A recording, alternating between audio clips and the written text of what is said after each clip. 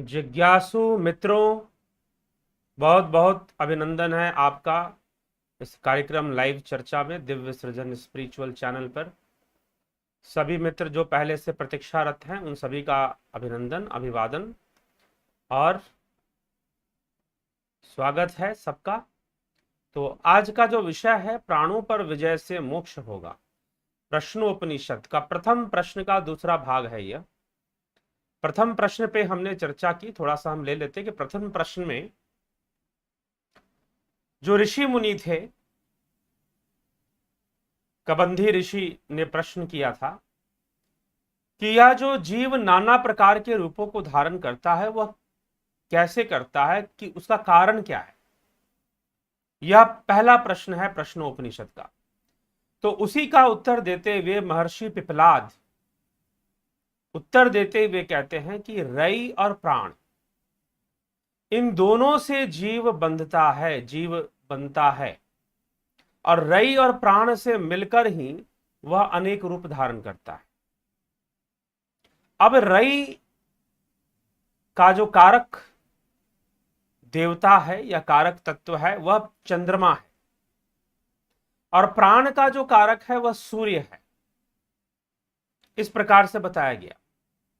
फिर यह भी बताया गया कि प्राण जो है वह तो चेतना की अभिव्यक्ति रूप में है, और जो रई है वह तो जड़ है, और जितने भी आकार और आकार रहित वस्तुएं हैं, जैसे कि आकार में जो स्थूल वस्तुएं हैं, पत्थर, पहाड़, ये सब, और आकार रहित जो वस्तुएं हैं जैसे वायु, आकाश, ये सब। तो जो आकार रहित वस्तुएं हैं वह, और आकार में जो वस्तुएं, सब रई के अंतर्गत आती हैं। ऐसा हमने प्रश्नोपनिषद में कल के व्याख्यान में हमने श्रवण किया था। तो उसी की व्याख्या करते हुए कि सब सूर्य से उत्पन्न हो रहा है और चंद्रमा से उत्पन्न हो रहा है। महर्षि पिपलाद, भगवान पिपलाद कहते हैं, विश्व रूपम हरिणम जात वेदसम परायणम ज्योतिरेकम तपंतम सहस्र रश्मि शतधा वर्तमाना प्राण प्रजाना मुद्यतेश सूर्य।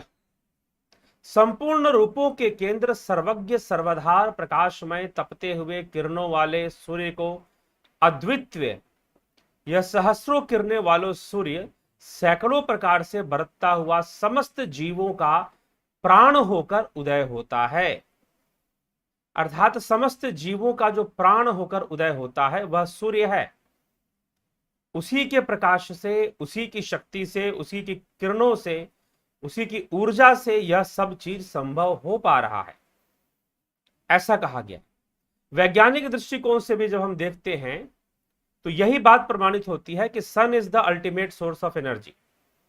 इवन द लाइफ एनर्जी, जो लाइफ एनर्जी है आपकी, वह भी सूर्य से ही प्रभावित होती है। ठीक, सूर्य के कारक, सूर्य भी उसका कारक ग्रह है। अब ये नाना रूप, अब जीवों का नाना रूप धारण करने का मतलब क्या है? जीवों का नाना रूप धारण करने का मतलब है कि जीव जो अनेकों अवस्थाओं में रहते हैं, स्थूल शरीर धारण करते हैं, तो सूक्ष्म रूप में तो प्राण है, लेकिन साकार और सगुण रूप में, स्थूल रूप में क्या है? रई है। तो संपूर्ण आकार और पंचभूतों की जो सृष्टि है, वास्तव में पंचीकरण से पंचभूतों की जो स्थूल सृष्टि होती है उसका कारक रई है, और जो हमारे अंदर चेतना विद्यमान है, प्राण विद्यमान है, उसका कारक सूर्य है। तो यह भी इसके कारक बनते हैं, वहां से यह ऊर्जा उनको प्राप्त होती है, और यह संसार रचता है। अब जीव इसमें प्रवेश कर कर, जीव जो है इन रूपों में प्रवेश कर कर, चाहे वो सूक्ष्म रूप हो चाहे वो स्थूल रूप हो। स्थूल रूप मतलब हाड़ मांस के देह वाले। सूक्ष्म रूप क्या है? सूक्ष्म रूप का अर्थ है हाड़ मांस के देह वाले स्थूल रूप, और सूक्ष्म रूप का जो सूक्ष्म शरीरी हुआ करते हैं, जो देवता प्रेत आदि योनियों में जो रहते हैं, उनके लिए कहा गया सूक्ष्म। तो वह सूक्ष्म है। तो सूक्ष्म शरीर, स्थूल शरीर, कारण शरीर, यह भी जीव की ही अवस्थाएं हैं, जीव इन अवस्थाओं में रहता है। तो यह विषय चर्चा यहां पर आ रही है। आगे श्लोकों में क्या कहा जा रहा है, आइए उस पर भी हम चिंतन करते हैं। ये किस प्रकार से आगे के श्लोकों में है कहा जा रहा है। तो कहा गया कि संवत्सरो वय प्रजा, अब सूर्य की महिमा है। अब यहां पर अगले श्लोकों में सूर्य की महिमा गाई गई है, सूर्य देव की महिमा यहां पर मिलती है। संवत्सरो वै, क्या है संवत्सरो, तो जो संवत्सर के बारे में यहां पर कुछ कि हमारे साल के अंदर ना दो अयन हुआ करते हैं, दक्षिणायन और उत्तरायण, ठीक, उन्हीं से इसका संबंध बनता है, दक्षिणायन और उत्तरायण से। तो संवत्सर जो हैं उनके बारे में यहां पर चर्चा मिल रही है इस श्लोक के अंतर्गत। संवत्सरो वै प्रजापतिस् तस्यायने दक्षिणम चोत्तरम च तदे ह वै तदिष्टा पूर्ते कृतमुत्युपासते ते चांद्रमसमेव लोकम भिजयन्ते त एव पुनरावर्तन्ते तस्मादेत ऋषयः प्रजा कामा दक्षिणम प्रतिपदन्ते एष ह वै रैर्यः पितृयाण। अर्थात वे संवत्सर ही प्रजापति हैं। संवत्सरों को प्रजापति माना जा रहा है यहां पर, प्रजा के पति अर्थात जीवों के पति, वह संवत्सर ही प्रजापति हैं। उनके दो अयन हैं, एक दक्षिण और दूसरा उत्तर। दक्षिणम च उत्तरम च तत ये ह तत इष्टापूर्ते वै, वहां मनुष्यों जो लोग निश्चय पूर्वक इन इष्ट और पूर्त कर्म को ही करने योग्य कर्म मानकर उनकी उपासना करते हैं, वे चंद्रमा के लोकों को ही जीतते हैं, ठीक, अर्थात प्राप्त होते हैं, पुनः लौट कर आते हैं। इसीलिए संतान की कामना वाले ऋषिगण दक्षिण मार्ग को प्राप्त होते हैं। यही रई है जो पितृयान मार्ग से भी जाना जाता है, दक्षिण की ओर, ठीक।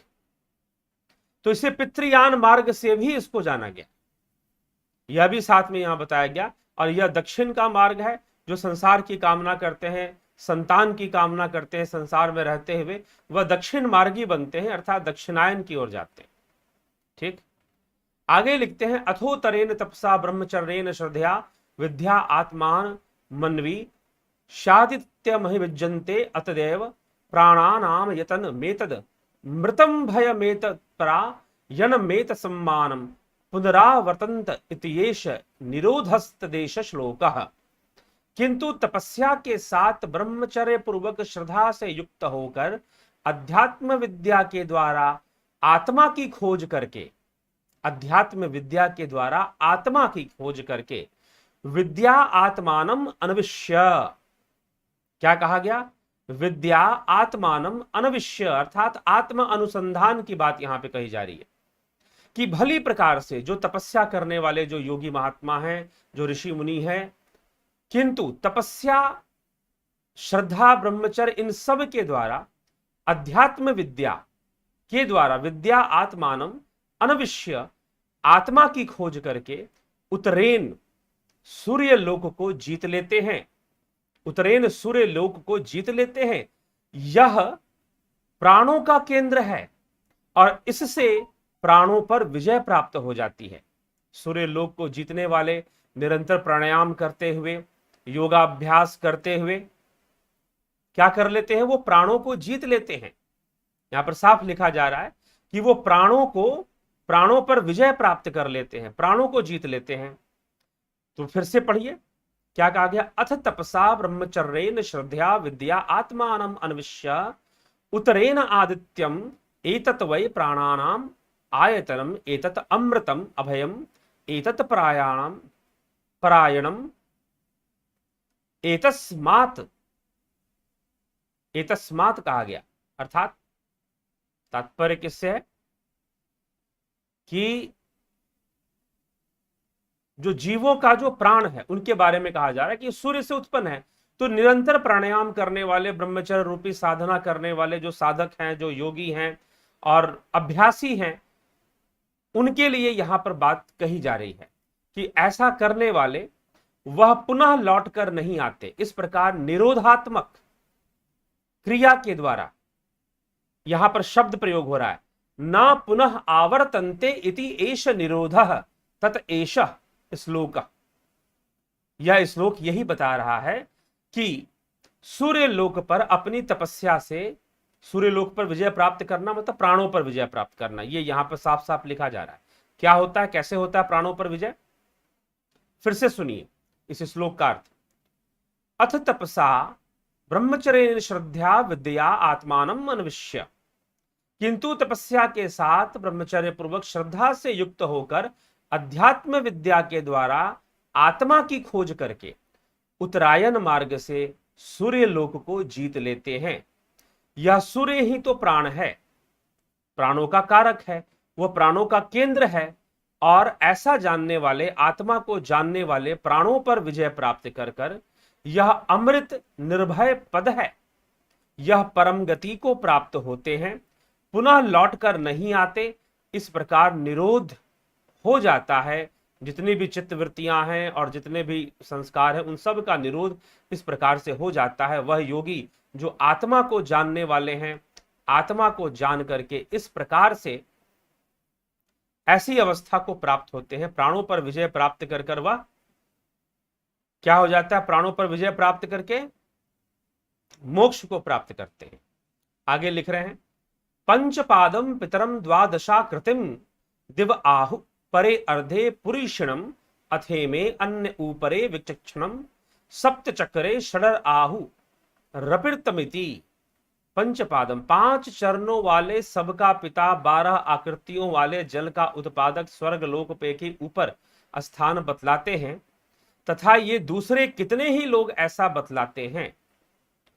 विशुद्ध 7 पहियों वाले, 6 अरों वाले, बैठा हुआ विचक्षण, सभी भली भांति से जानने वाला है। सूर्यदेव की यहां पर बात की जा रही है, उनकी रश्मियों की बात की जा रही है, उनके अग्नि की बात की जा रही है। ठीक है, तो 5 चरणों वाले जो सबका पिता है, 12 आकृतियों वाले, जल का उत्पादक, जल का भी उत्पादक सूर्य ही है, स्वर्ग लोक से भी ऊपर के स्थान पर बतलाते हुए सूर्य का लोक स्वर्ग से भी ऊपर है, तथा ये दूसरे कितने ऐसा बतलाते हैं, 7 पहियों वाले, 6 अरों वाले, बैठा हुआ विचक्षण, क्षणम, सबको भली भांति जानने वाला है, क्योंकि उसी की ऊर्जा से वह प्राणों को देने वाला है, शरीर में प्राणों का प्रवाह करवाने वाला है। प्राण अग्नि स्वरूप है, तो उसी को वो प्रवाहित करता है।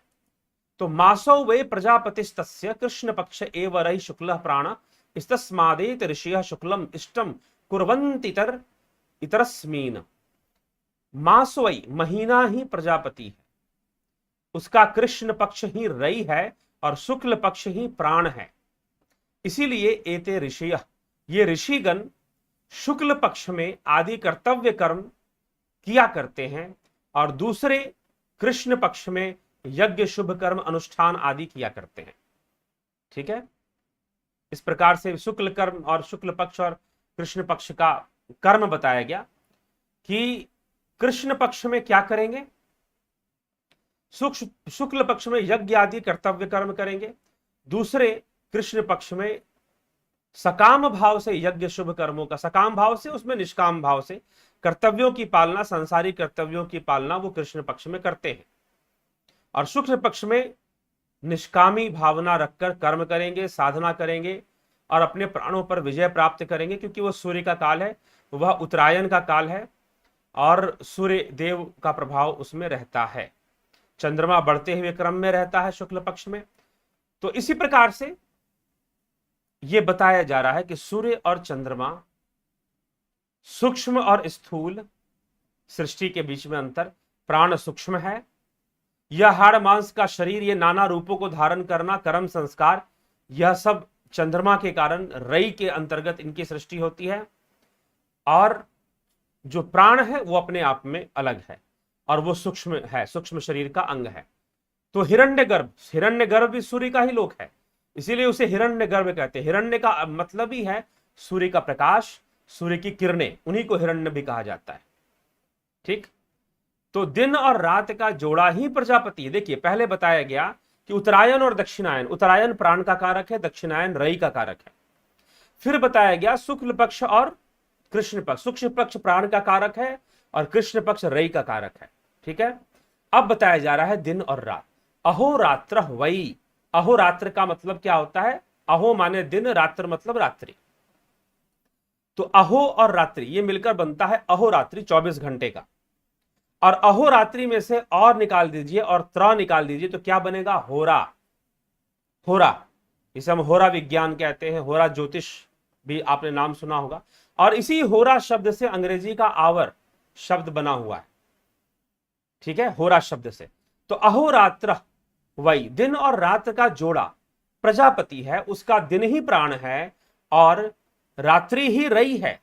दिन प्राण है, रात्रि रई है, क्योंकि दिन में सूर्य उदय रहता है, सूर्य उदित रहता है और सूर्य प्राण का कारक है। और रई के समय शरीर आराम करता है, शरीर ऊर्जा एकत्र करता है सोकर, तो वह चंद्रमा वहां से काम करता है, चंद्रमा का समय होता है रात्रि में। तो इस प्रकार से ये चीजें चलती हैं।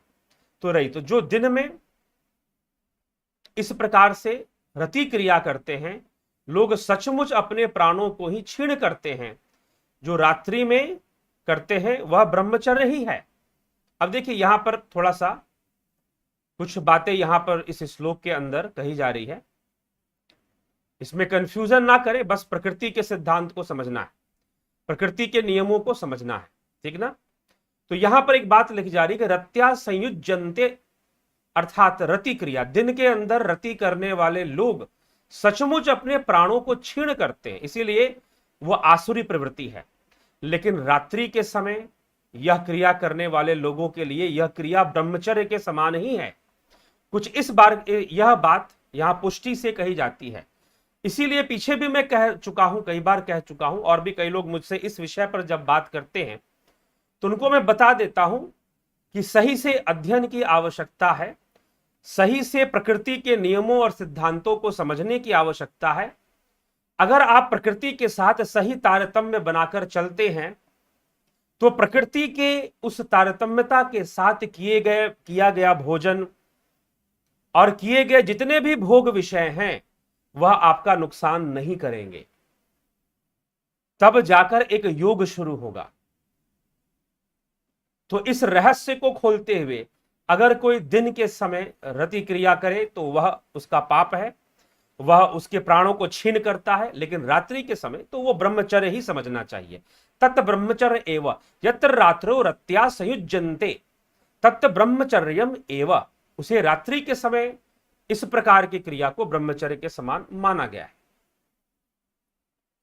आगे चले, अन्नम वै प्रजापतिस्ततो ह वै तद्रेतस मादिमा प्रजा प्रजयंत इति, ठीक है। अब इसका अर्थ, अन्न ही प्रजापति है। देखिए पहले कहा गया कि आयन ही प्रजापति है, उसमें उत्तरायण और दक्षिणायन की बात की गई। उत्तरायण प्राण का कारक है, दक्षिणायन रई का कारक है। फिर आपके कहा गया कि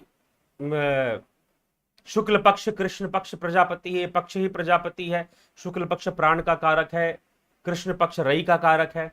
फिर अहोरात्र की बात की गई, अहो मतलब दिन, रात्रि मतलब रात्रि। तो दिन जो है वो प्राण का कारक है और रात्रि जो है वह रई का कारक है, ठीक है। उस समय रई का विकास होता है, प्राण का विकसित दिन की उसमें रहता है। तो फिर कहा गया कि दिन में कौन से कर्म और रात्रि के कौन से कर्म किस प्रकार से होने चाहिए, यह भी बताया गया। अब कहा जा रहा है कि अन्न ही प्रजापति है, क्योंकि उसी से वीर्य उत्पन्न होता है और संपूर्ण चराचर प्राणी जो शरीरधारी हैं, जो शरीर धारण करते हैं, प्राणी प्राणों को धारण करते हुए फिर शरीर में प्रवेश कर जाते हैं, शरीरधारी बन जाते हैं, वो सब के सब उस वीर्य से ही उत्पन्न हो रहे हैं। यह यहां पर रहस्य खोलते हुए बताया जा रहा है। तो समस्त चराचर प्राणी उत्पन्न इसी प्रकार से होते हैं और इस कारण इस अन्न को भी प्रजापति कहा गया है, क्योंकि यह अन्न भी स्वास्थ्य कारक है, जीवन कारक है। तो जीव नाना रूप धारण करता, अभी हम इस पर आएंगे। वास्तव में महर्षि पिपलाद यहां क्या समझाना चाहते हैं ये जानना है। तधे ह वै तत् प्रजापति व्रतम चरंती ते मिथुन मुत्पापद्यन्ते तेषामे वैश ब्रह्म लोको येषाम तपो ब्रह्मचर्यम येषु सत्यम प्रतिष्ठितम। ये जो कोई भी निश्चय पूर्वक उस प्रजापति का व्रत का अनुष्ठान करते हैं वे जोड़े को उत्पन्न करते हैं जिनमें तप और ब्रह्मचर्य, जिनमें सत्य प्रतिष्ठित है, उनको यह ब्रह्मलोक मिलता है, उनको ब्रह्मलोक की प्राप्ति होती है। जो प्राणों पर सही विधि से साधना करते हुए, नियम से जीवन जीते हुए प्राणों पर विजय प्राप्त करते हैं। तेषा मसौ विरजो ब्रह्म लोको न येषु जिह्नम नृत्य न माया, जिनमें ना तो कुटिलता, झूठ तथा न माया है, उन्हीं को विकार रहित शुद्ध ब्रह्म लोक की प्राप्ति होती है। यहीं पर यह विषय समाप्त होता है। महर्षि कबंधी का जो प्रश्न था कि नाना प्रकार के जीव नाना प्रकार के रूप कैसे धारण करते हैं, कैसे धारण करते हैं, इसी की व्याख्या महर्षि पिपलाद ने की है। अब आइए, अब श्लोकों के माध्यम से हमने सुन लिया, अब थोड़ा सा इसका सार समझते हैं कि पूरी पूरी बात कही क्या गई। प्रश्न अब फिर से एक बार समझ लीजिए कि प्रश्न क्या है और प्रश्न का उत्तर क्या है, क्योंकि श्लोक श्लोक पढ़ने में हो सकता है कि कल कुछ लोग ना सुने, आज सुन रहे हो, और तो कल वाला भी सुन लें, अच्छा रहेगा। लेकिन आज हम स्पष्ट कर रहे हैं, सीधा सीधा प्रश्न ये किया जा रहा है, कबंदी ऋषि का प्रश्न है कि यह जो जीव है वो नाना रूपों को धारण करता है, नाना योनियों में जाता है, शरीरों को धारण करता है, अनेक अवस्थाओं में रहता है, तो भला यह कैसे संभव होता है, इसका कारक क्या है? जीव की उत्पत्ति और फिर उसके नाना रूपों का धारण करना, क्योंकि वास्तव में जीव हमेशा किसी न किसी रूप में रहता है। जीव की अपनी कोई स्वतंत्र अवस्था नहीं है, वो हमेशा किसी न किसी रूप या अवस्था में बना रहता है, या स्थूल कारण सूक्ष्म वह तो है ही, लेकिन बाहरी स्थूल जगत में भी वह अनेकों रूप धारण करता है।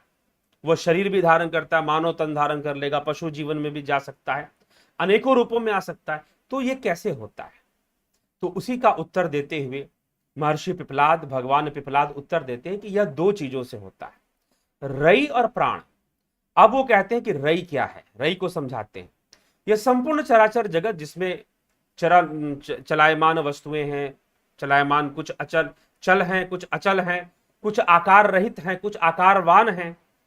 तो यह संपूर्ण जो जगत है उसमें तुम्हारा शरीर भी आ गया, तो यह सब रई की श्रेणी में आ जाएगा। पंचभूतों से बना हुआ जगत ये रई की श्रेणी में आ जाएगा। अब उसमें जो चेतना का प्रभाव है, चेतना की अभिव्यक्ति स्थूल देह में प्राणों के रूप में हो जाती है। बिना प्राणों, बिना चेतना के प्राणों की अभिव्यक्ति नहीं हो सकती। वैसे तो बिना चेतना के कुछ भी अभिव्यक्ति नहीं हो सकता, उस आत्मा के बिना कुछ भी है ही नहीं। लेकिन प्राण और रई, इन दो तत्वों से मिलकर जीवत्व, जीव नाना रूप धारण करता है। तो अब इसी को समझाने के लिए रई और प्राण को बताया गया।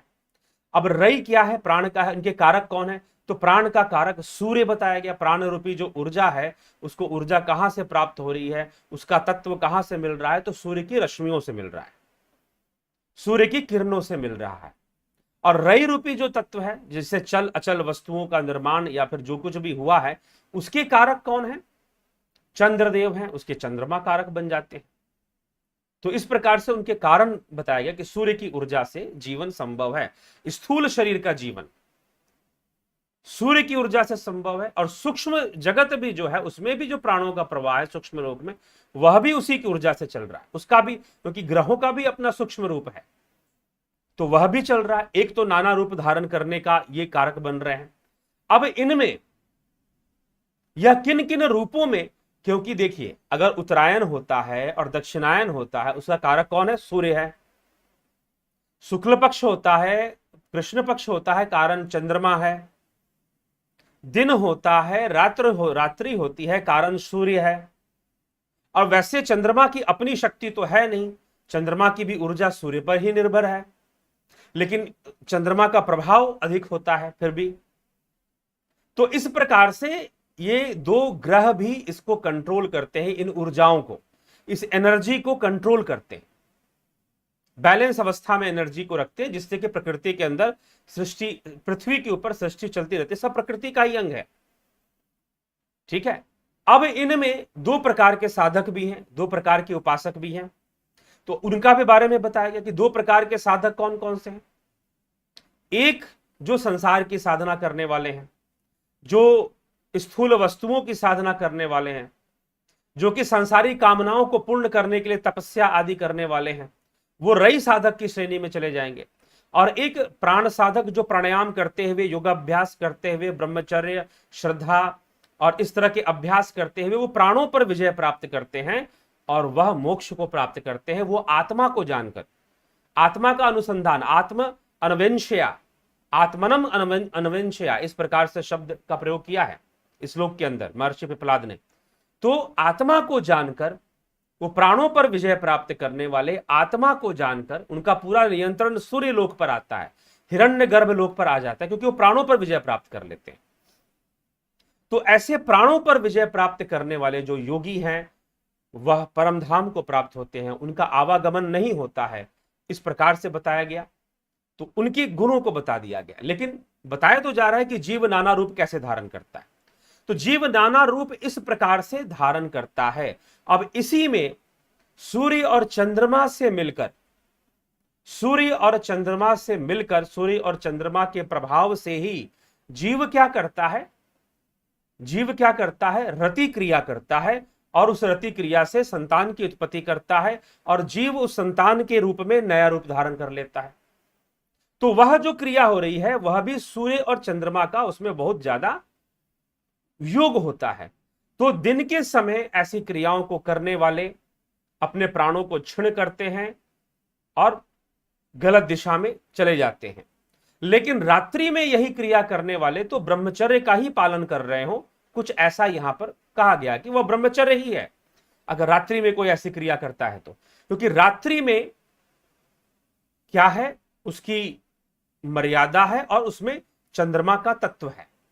तो इस प्रकार से भी ऐसा क्यों बताया गया। अब इस टॉपिक को यहां पर लाया गया उपनिषदों के अंदर, प्रश्नोपनिषद में क्यों लाया गया, इसलिए लाया गया क्योंकि यहां पर जीवों के नाना रूप धारण करने की बात कही जा रही है। तो जीव तभी नाना रूप धारण करेंगे ना, वो संतान के रूप में जन्म लेकर अपने माता पिता के घर जो जन्म होता है, चाहे पशु योनियों में जन्म हो रहा हो, चाहे मनुष्य योनि में जन्म हो रहा हो, लेकिन वह जीव ही तो है जो उस रूप में जन्म ले रहा है। उसने एक नया रूप धारण कर लिया, पिछले जन्म में उसका कोई और रूप था। तो वह कैसे नाना रूपों तक पहुंच रहा है, इस पूरी प्रक्रिया को बताया जा रहा है, इस पूरी प्रक्रिया को बताया जा रहा है। इसीलिए यहां पर रत्या शब्द का प्रयोग करके रति क्रिया की ओर इंगित किया गया है कि यह इसका क्या रहस्य है, और कुछ नियम भी यहां समझा दिया गया है। तो यह हमें समझना चाहिए। तो जीव नाना रूपों में कैसे पहुंच रहा है उसकी संपूर्ण व्याख्या कर रहे हैं, और अंत में प्राणों पर विजय प्राप्त करने वाला, आत्मा को जानने वाला, ब्रह्मलोक का अधिकारी बनता है, परम धाम को प्राप्त होता है, आवागमन से मुक्त होता है। अंत के श्लोकों में महर्षि पिपलाद ने कहकर कबंधी ऋषि का प्रश्न का उत्तर दे दिया, कबंधी ऋषि के प्रश्न का उत्तर दे दिया। तो सृष्टि द्वैतमयी है। सूर्य और चंद्रमा कहने का मतलब है दो तत्व, शीतलता और जो गर्म तत्व है, उष्णता जो है, गर्म तत्व जो है। तो एक शीतल तत्व है, एक गर्म तत्व है। तो शीतल चंद्रमा, गर्म सूर्य है। हमारे शरीर में भी दो नाड़ियां हैं, सूर्य नाड़ी, चंद्र नाड़ी। तो दाहिने साइड हमारी सूर्य नाड़ी है, बाएं साइड हमारी चंद्र नाड़ी है, उसके बीच में सुषुम्ना का प्रवाह है। इस प्रकार से चर्चा आती है। तो सुषुम्ना, इड़ा पिंगला भी उसे कहते हैं, सूर्य नाड़ी, चंद्र नाड़ी को। क्यों सूर्य और चंद्र नाड़ी? क्योंकि हम सूर्य चंद्रमा का ही भाग हमारे भीतर है। सूर्य से प्राण निरंतर हो रहे हैं, चंद्रमा से बाकी चीजें जितने भी वाटरी ऑब्जेक्ट्स हैं और शरीर है जो स्थूल चीजें, वो चंद्रमा से कंट्रोल में आ रही हैं। इसलिए चंद्रमा औषधीय देवता भी है, आयुर्वेद का भी देवता माना जाता है। शरद पूर्णिमा के दिन विशेष रूप से चंद्रमा से अमृत वर्षा होती है, उसका लाभ भी उठाना चाहिए, बहुत ही औषधीय गुणों को लेकर होती है। ठीक है मित्रों, तो यह विषय, यह गूढ़ विषय, गोपनीय विषय महर्षि पिपलाद यहां पर ले आते हैं कि कैसे जीव नाना रूपों को धारण करते हैं।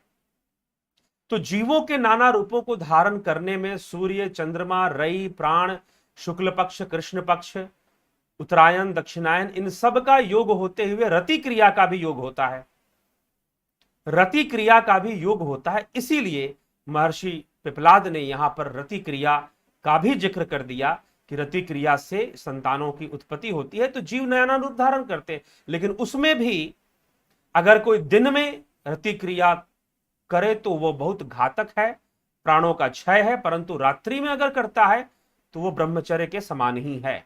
इस प्रकार से महर्षि पिप्लाद ने यहां पर लिखा है प्रथम प्रश्न का उत्तर देते हुए। तो जिज्ञासुओं, मित्रों, क्योंकि उस क्रिया के माध्यम से भी जीव तो रूप धारण कर रहा है ना, इसीलिए उसकी चर्चा उन्होंने की है। तो अब हम चलते हैं आगे की ओर और आपके कमेंट्स भी देख लेते हैं साथ में जाते जाते। समय तो हो चुका है काफी, कमेंट्स भी देख ले, लेकिन फिर भी क्या पूछा जा रहा है, क्या कहा जा रहा है। तो जीवों के नाना रूप धारण करने की जो क्रियाएं हैं, जो कारण है, वो भगवान पिप्लाद ने उत्तर दे दिया। अब अगले प्रश्न पर हम कल के व्याख्यान में आएंगे। 6 प्रश्न है टोटल, 6 ऋषि हैं, 6 ऋषियों ने अलग अलग 6 प्रश्न किए। गुमान सिंह जी क्या कहते हैं, हे क्रांतिवीर आपकी जय हो। प्राण व जीव में क्या अंतर है, बचपन से ही बुजुर्गों के मुख से अक्सर सुनते हैं। प्राण निकलते ही आदमी मर जाता है, जब जीवात्मा आत्मा बोध आप जैसे महात्मा जनों से समझ में आने लगा है। प्रणाम जी। प्राण और जीव में अंतर क्या है? प्राण एक उसका अंग मात्र है जीव का, ठीक है। जैसे कि हम हैं, तो हम कोई, हमारी जो बनावट है, हमारा जो व्यक्तित्व है, चाहे वो शारीरिक व्यक्तित्व हो, चाहे वो सूक्ष्म व्यक्तित्व हो, मानसिक व्यक्तित्व हो, हमारा वह किसी एक वस्तु से नहीं बना है। आपका एक मोबाइल फोन है, आपका कोई फोन है, ठीक है, तो फोन जो है आपका, वो कोई एक चीज तो नहीं है ना, कई चीजों की असेंबलिंग है उसमें। तो उस असेंबलिंग से एक फोन बन गया, कंप्यूटर बन गया। वैसे ही हमारा जो व्यक्तित्व है वह एक असेंबलिंग से चल रहा है, कई चीजों की असेंबलिंग है। पहली असेंबलिंग है सूक्ष्म शरीर की, उसके बाद स्थूल शरीर की। जैसे कि मोबाइल फोन है, एक है उसका बॉडी, स्क्रीन कितना लंबा चौड़ा, क्या बैटरी, और उसके अंदर सॉफ्टवेयर, सॉफ्टवेयर सूक्ष्म रूप में है, ठीक है। तो बिजली इन सब के साथ काम कर रही है, बिजली सबको शक्ति दे रही है, सॉफ्टवेयर को भी हार्डवेयर को भी, कि काम करो भैया। तो वैसे ही वो आत्मा सबको सकाश देने वाला है, और उसी से, उसी के चेतना और उसी के प्रभाव से प्राणों का भी विकास हो जाता है, और प्राण विकसित हो जाते हैं, और सूक्ष्म शरीर का पहले निर्माण माना गया है, सूक्ष्म बनता है पर स्थूल, अब पंचीकृत में सूक्ष्म और पंचीकृत होकर स्थूल बन जाएगा। तो प्राण क्या है? प्राण एक उसका भाग है, जीव का एक अंग है। जीव में ज्ञान इंद्रियां भी हैं, कर्म इंद्रियां भी हैं, कर्म संस्कार भी हैं, अविद्या भी है, लेकिन प्राण उसका एक भाग है। पंचमय कोश में प्राणमय कोश भी आ जाता है, उसका एक भाग है। किसका? सूक्ष्म शरीर का, जीव का। बस इतना ही कहा जाए। एक महत्वपूर्ण भाग है, महत्वपूर्ण भाग, जिसके बिना जीव जीवित नहीं रह सकता। तो इसीलिए प्राणों पर विजय प्राप्त करने वाले योगी अपने जीवत्व को नष्ट कर कर ब्रह्मत्व को प्राप्त हो जाते हैं। भागालुराम कोरी, गुरुजी नमस्ते, मेरा नाम भागेलुराम कोरी है, मैं मुंबई से हूं। मुझे भी आपसे जुड़ना है, लेकिन मेरी शारीरिक सेहत ठीक नहीं है, इसलिए आपसे जुड़ने से पहले बाबा रामदेव से जुड़ना है। तो ठीक है, जुड़िए अवश्य, शारीरिक सेहत ठीक कीजिए, दवाई वाई खाइए, आयुर्वेदिक ट्रीटमेंट करवाइए, ठीक है, जरूर करिए। और फिर जब आपको लगने लगे कि जुड़ना है, यहां पर जुड़ना है साधना हेतु, तो फिर मुझको संपर्क कीजिए। एक बात मैं आपको बता देता हूं, आप मुझसे जुड़ो, इस बात की जल्दबाजी मुझे नहीं रहती है, क्योंकि हम यहां पर कुछ गुण बताते हैं, इसीलिए हम यह सोचते हैं कि भाई जो लोग हैं वो जिम्मेदारी से लें। और कई बार लोग जो कहते हैं, कई बार ऐसे भी लोग मिलते हैं जो कहते हैं कि हम तो साधना करते हैं, हम तो ऐसे ऐसे ध्यान करते हैं। हम कहते हैं करते रहो, करते रहो, लेकिन फिर वो पीछे पड़ते हैं कि नहीं हमें प्राप्त करना है, प्राप्त करना है। भाई लो भाई, करो प्राप्त। पीछे लगभग 2-4 महीने पहले की बात है, किसी व्यक्ति ने ज्वाइन किया था, मेंबरशिप ज्वाइन किया, और नाम नहीं लेता हूं अभी फिलहाल, किसी का क्यों नाम लिया जाए, तो इसीलिए, लेकिन अगर कहीं पड़ता है ऐसे तो कोई बात नहीं है। उन्होंने ज्वाइन किया, सारी वीडियोस भी ले ली, मैं तो सब जानता हूं, मैं तो पहले से सब जानता था, मुझे जरूरत ही नहीं थी। तो करते करते रहते, जबकि उनको कई बार समझाया गया कि आप करिए, अपनी साधना करिए, आगे बढ़िए। तो यही विषय है, इसलिए आप विचार कर कर ही यहां पर आए और मेंबरशिप ज्वाइन करें, गंभीरता पूर्वक ही ज्वाइन करें, ऐसे नहीं, ठीक। जो हम श्वास खींचते हैं और छोड़ते हैं, इसी का नाम प्राण है। इस क्रिया को जो अनुभव करता है, यह प्राण नहीं है। जब बच्चा पैदा हुआ तो उसमें माँ का दूध प्रिय होता है, उससे बड़ा होता है तो खेल प्रिय, खेल से पढ़ना, ये क्या बातें हैं। तो प्राण क्या है? जो हम श्वास छोड़ते हैं, श्वास लेते हैं, वो प्राणों की क्रिया है, वह प्राणों की अभिव्यक्ति है, चंचल अभिव्यक्ति। प्राणों की चंचलता के कारण ही श्वास चलते हैं। प्राणों की भी दो अवस्था है, एक चंचल अवस्था है, एक स्थिर अवस्था है। साधना के द्वारा श्वासें रुक जाती है, एक ऐसी अवस्था आती है साधना करने से श्वास स्थिर हो जाएगी, तो वह प्राणों की स्थिरता है।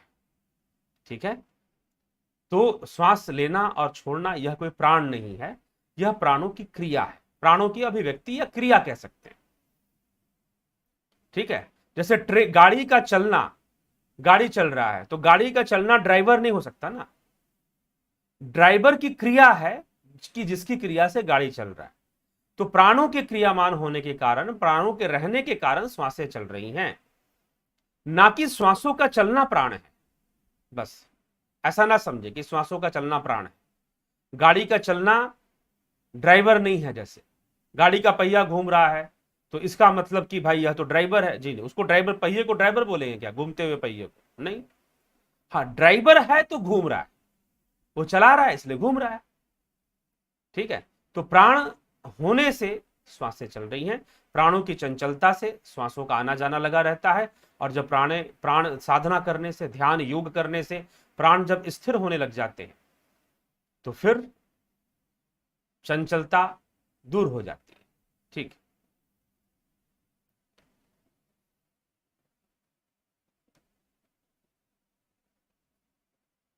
हरिओम तत्सत जी, गुमान सिंह जी, हरि दिंस्ता जी, उमेश पांडे जी, ब्रह्मपाल कुमार जी,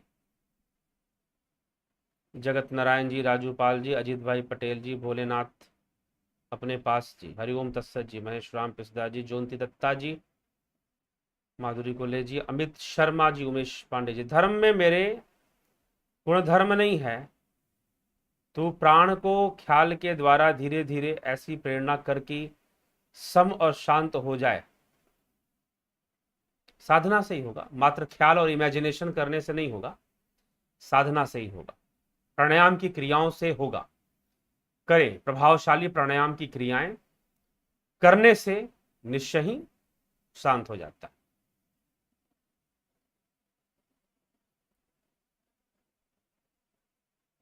सोई सोहम होत है तुमरे, सोहम सोहम होत है तुमरे श्वासा, माही सोहम को जुस जो सूरत है, तो सोहम नहीं, सोहम भी नहीं रहेगा। ठीक है जी, ये जो सोहम है, जो श्वासों के माही सुनने की बात आप कर रहे हैं, वह भी नहीं रहने वाला।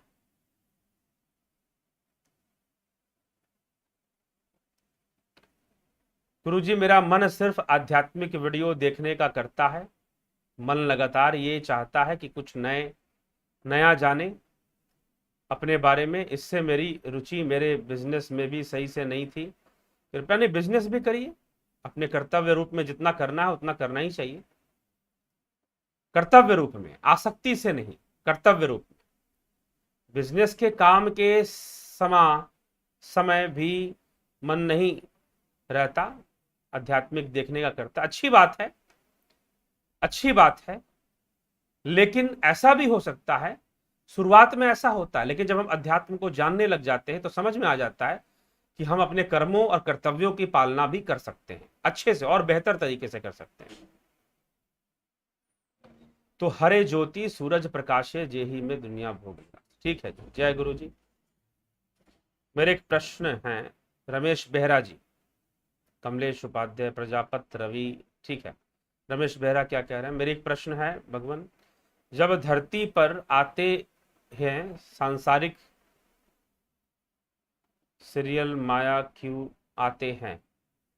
मुनि ऋषि के धरती पर आते हैं तो सांसारिक माया क्यों होते? मुनि ऋषि के शरीर माया क्यों नहीं? ऐसा नहीं है, माया उनके अंदर, उन्होंने विजय प्राप्त किया, उन्होंने अपने योग से आगे बढ़े हैं, माया से परे कोई नहीं है। ठीक है, जब हम धरती पर आते हैं तो हमारे साथ माया क्या, हमारा आना ही माया के कारण है। इसलिए भगवान कृष्ण ने कहा योग माया, मैं योग माया से आता हूं, माया नहीं, योग माया से। तो माया ही है जो भोग भोग करवाती है, भोगों में फंसाती है, सुख दुख का भोग करवाती है, और माया ही है जो मोक्ष का साधन भी बनती है, मोक्ष का साधन भी बनती है। माया ही मोक्ष का साधन बनती है। तो जो मोक्ष का साधन बनने वाली माया है वह योग माया है, और उसी योग माया से प्रभु आते हैं, सिद्ध पुरुष अवतरित होते हैं, अवतार लेते हैं। ठीक है, तो ये वर्णन शास्त्रों में मिलता है।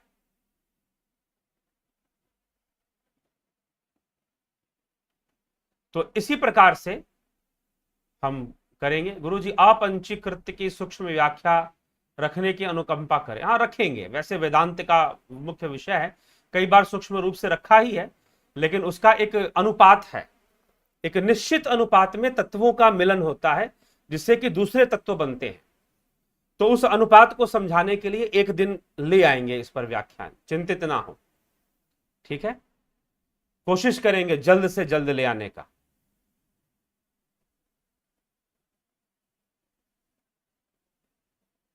ठीक है, ये चीज है। श्वासों को जो आदेश देकर धीरे समय के लिए, थोड़े समय के लिए रोक देता है, वह नहीं, उस क्रिया की बात नहीं कर रहे हैं।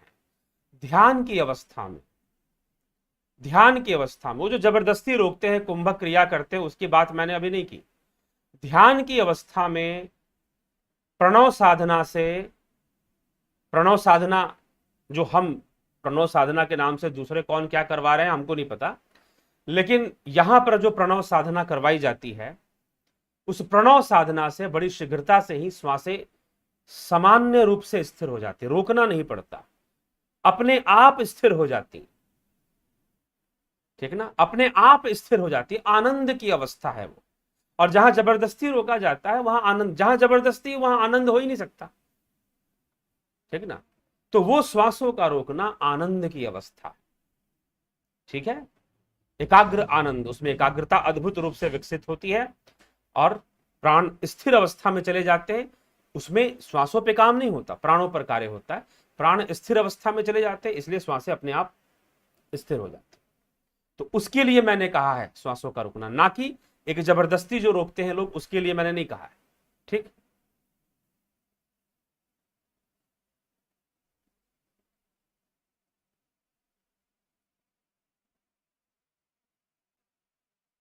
सूर्य आत्मा पूषक को कहा गया, हिरण्यगर्भ का सूर्य आत्मा पूषक, पोषक, सूर्य को भी हाँ कहा गया, पूषा कहा जाता है, पोषण करने वाला होने से पूषा भी कहा गया है। कृपया विज्ञान भैरव तंत्र के बारे में बताएं, वीडियो बनाएं। विज्ञान भैरव तंत्र के बारे में जो वीडियो है ना, एक बात ध्यान रखिए कि वह ऐसी चीज नहीं है कि ऐसे ही बताई जाए, वह कोई प्रवचन का। विज्ञान भैरव तंत्र एक प्रैक्टिकल चीज है। विज्ञान भैरव तंत्र अभ्यास करने के लिए है, ना कि पढ़ने और सुनने और सुनाने के लिए। वो अभ्यास का विषय है।